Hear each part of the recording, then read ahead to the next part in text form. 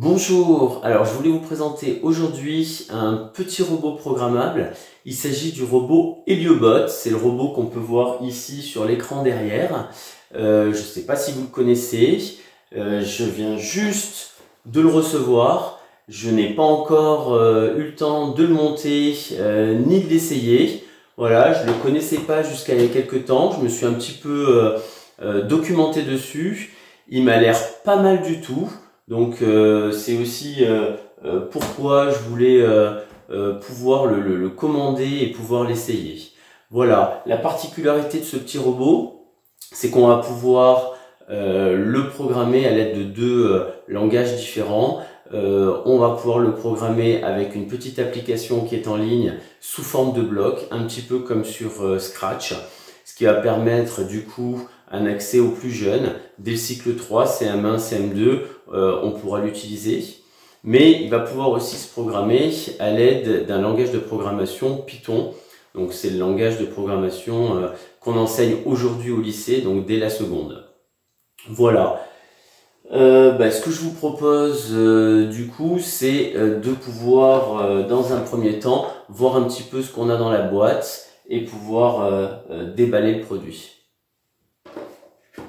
Alors, dans cette boîte, on va pouvoir retrouver, alors tout d'abord un petit adhésif ici avec l'adresse internet sur lequel on pourra retrouver les informations pour l'assemblage, pour la programmation, des petites activités. Voilà, c'était le site internet que j'avais consulté pour aller chercher les infos.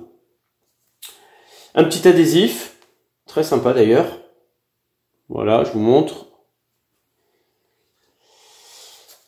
Un petit dépliant qui permet d'avoir les différentes étapes pour le montage. Alors, ça n'a pas l'air très compliqué. Construis-moi en 15 minutes. Donc, on a besoin d'un tournevis. Je pense un tournevis cruciforme. Voilà. Rien d'autre. Donc ça a l'air assez simple au niveau du montage.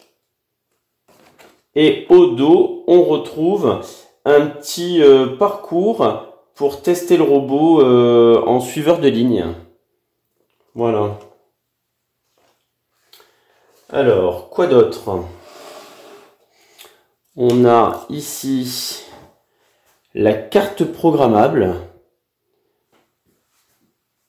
On retrouve trois petits capteurs ici d'obstacles. Ici, on retrouve les deux connectiques pour brancher les moteurs.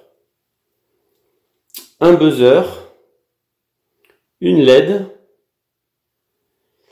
une antenne. Ici, notre bouton on-off qui permettra de mettre en marche notre robot.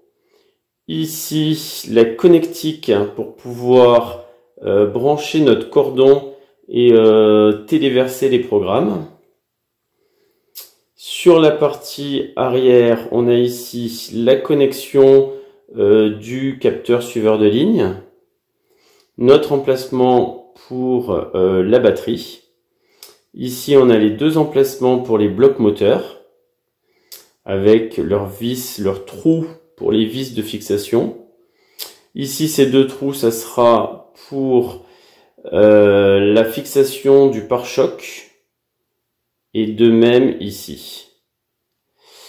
Le trou qui est ici, il doit permettre normalement à mettre la roue folle. Voilà, je crois qu'on a vu à peu près tout.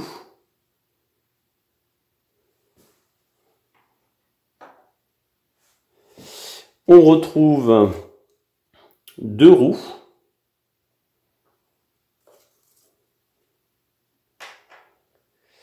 Nos deux blocs moteurs.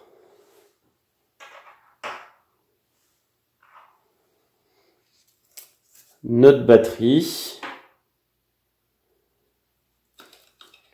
Ici, on a notre support des moteurs.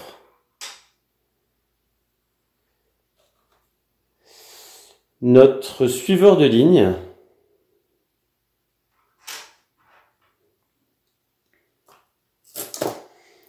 Le cordon.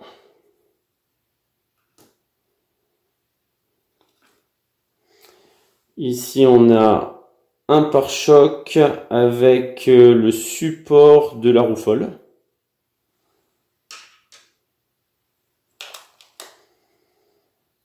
Un deuxième pare-choc.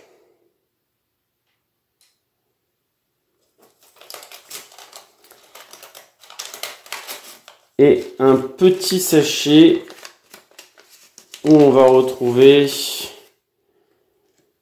nos vis et puis la bille de la roue folle. Voilà.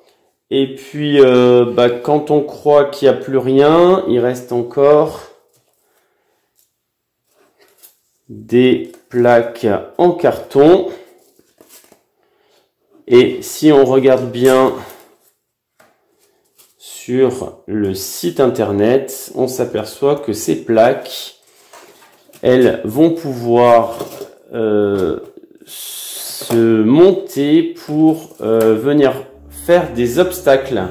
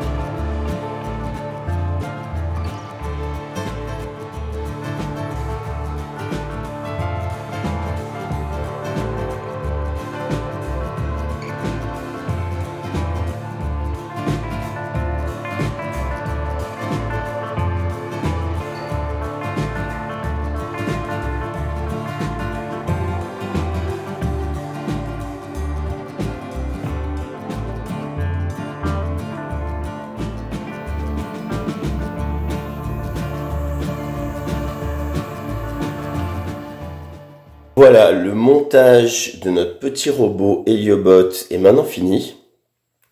Donc voilà à quoi ça ressemble. La partie de dessus, le dessous. On retrouve le capteur suiveur de ligne. Sur le dessus, les capteurs d'obstacles qui sont situés sous ces deux pare-chocs pour éviter qu'ils soient endommagés. On les retrouve ici. Il est tout petit, il est sympa. On a également la possibilité de venir faire un capotage par-dessus. Donc ça, c'est à vous de voir. Je vous invite à aller jeter un œil un petit peu sur Internet. Vous allez voir qu'il existe plein de choses à ce sujet, différentes choses qui ont été faites, qui sont assez sympas. On peut retrouver également sur le site Heliobot des petits fichiers qui sont téléchargeables au niveau de la 3D. Donc on a des pièces d'origine, celles que l'on retrouve ici sur le robot, mais on peut retrouver aussi par exemple la coque qui va permettre ici de protéger le dessous. Rien ne vous empêche d'être créatif et de concevoir votre propre coque. Voilà, j'espère que cette petite vidéo vous aura plu. Je vous propose de nous retrouver sur une seconde vidéo pour voir un petit peu de quoi est capable ce petit robot et de voir comment le programmer. Voilà, je vous dis à bientôt.